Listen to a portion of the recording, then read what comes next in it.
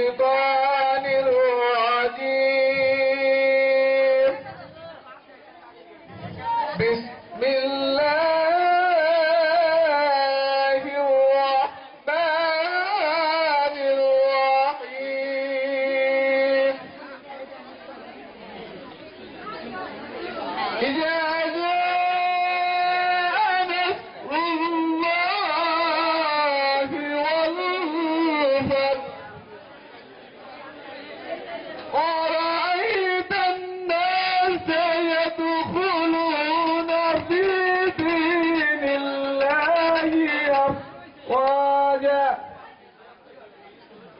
فسبح بحمد ربك واستغفر إنه كان توابا صدق الله العلي العظيم এই পর্যায়ে উদ্বোধনী বক্তব্য রাখার জন্য তিনি আহ্বান আছে আজকের এই অনুষ্ঠানে আগত বিশেষ অতিথি, সম্মানিত অতিথিবৃন্দ, স্কুলের সকল শিক্ষক মন্ডলী, আমার প্রাণপ্রিয় ভিডিও মেসেজ পাচ্ছে। ভিডিও মেসেজটা আমি তোমাদের সামনে এই মাল্টিমিডিয়াতে প্রজেক্টরে উপস্থাপন করবো কিছুক্ষণের ভিতরেই। উনি কি বলছেন সেটা শুনতে। এনায়তপুর ইসলামী উচ্চ বিদ্যালয়ের সম্মানিত প্রধান শিক্ষক জনাব মোহাম্মদ আব্দুল কাদের মিয়া।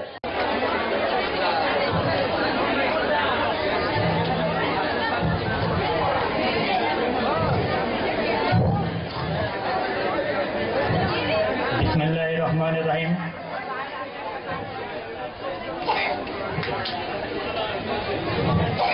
উপমহাদেশের প্রখ্যাত সাধক হযরত খাজা সুফি ইউনুস আলী রহমতুল্লাহের পূত পবিত্র জন্মস্থানে অবস্থিত এনায়েতপুর ইসলামিয়া উচ্চ বিদ্যালয়ের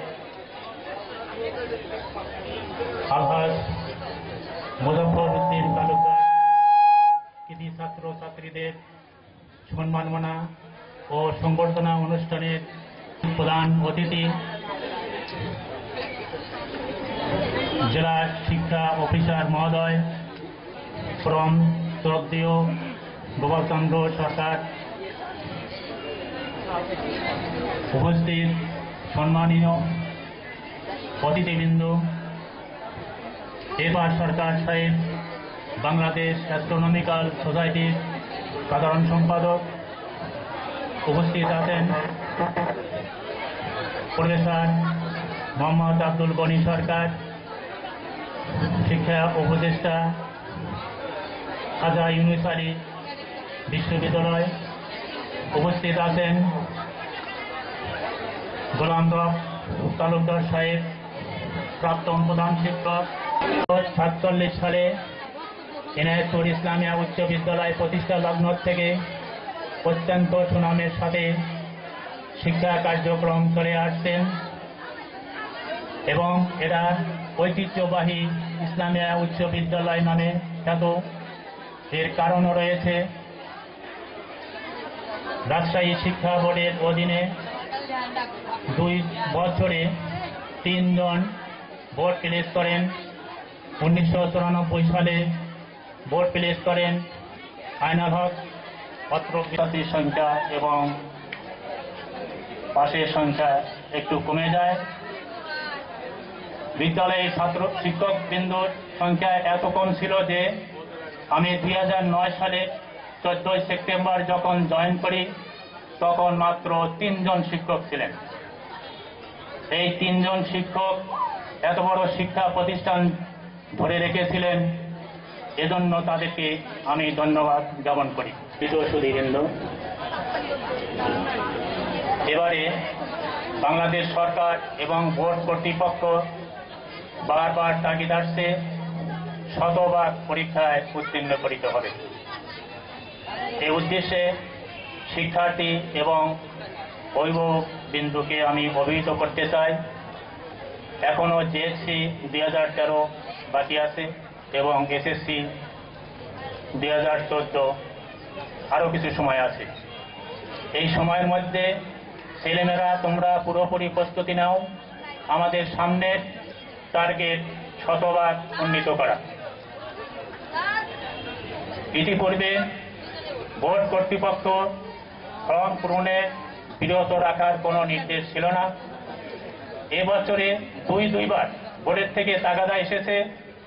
দুর্বল শিক্ষার্থীদের অতিরিক্ত ক্লাস দিয়েও যদি তাদের দুর্বলতা না কাটে, তাহলে ফর্ম পূরণ থেকে তাদেরকে বিরত রাখতে হবে। আমরা দৃঢ় প্রতিজ্ঞ, আগামী পরীক্ষাগুলোতে, বিশেষ করে পাবলিক পরীক্ষা, আমি সকলের কাছে ক্ষমা সুন্দর দৃষ্টি কামনা করছি। যেহেতু আমাদের মেহমান বৃন্দ অনেক, সবাইকে যদি বক্তব্য দিতে চাই তাহলে আমরা সময় কভার দিতে পারবো না। তবু সবাইকে একটু সময় দিব, কিন্তু সকলকে বিনীত অনুরোধ জানাচ্ছি যে আমরা আমাদের বক্তব্যটা সংক্ষিপ্ত করে নিয়ে আসবো, নইলে আমরা কি করতে এই সময়টা কভার দিতে পারবো না। সম্মানিত উপস্থিতি, এ পর্যায়ে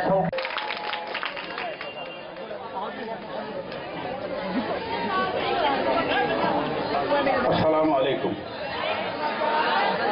আজকের অনুষ্ঠানে শ্রদ্ধেয় সভাপতি, সম্মানিত প্রধান অতিথি, বিশেষ অতিথিবৃন্দ, আমন্ত্রিত সুধীবৃন্দ, প্রাথমিক বিদ্যালয়ের শিক্ষক শিক্ষিকাবৃন্দ ও সমবেত ছাত্রছাত্রীবৃন্দ, কথা দীর্ঘ করার সুযোগ নেই, আবহাওয়া খারাপ, সংক্ষেপে 2-4টি কথা বলব।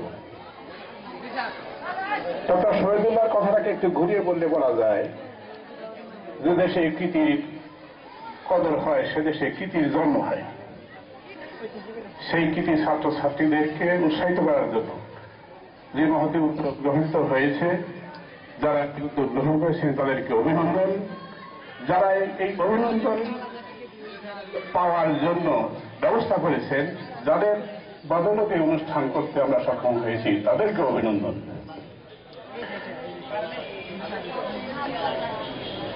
আমার ছাত্র অবস্থায় একটা গান শুনতাম শ্রমিকদের কাছ থেকে।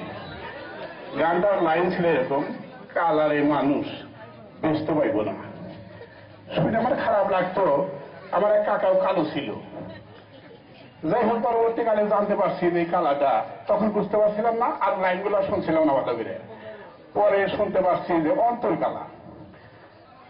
এই কথাটার সাথে সঙ্গতিপূর্ণ আর একটি কথা আমার মনে হয়, পরাধীন মানুষ ব্যস্ত পাবে না।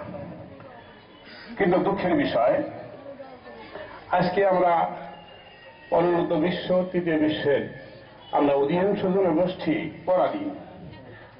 অল্প কিছুদিন আগে মালয়েশিয়ার প্রধানমন্ত্রী মাহাথির মোহাম্মদ তার জাতির উদ্দেশ্যে বক্তব্যে বলেছিলেন, we are not now sufficiently independent. কথাটা খুবই তাৎপর্যবহ। Now we are also not sufficiently independent. আসলে স্বাধীনতা ছাড়া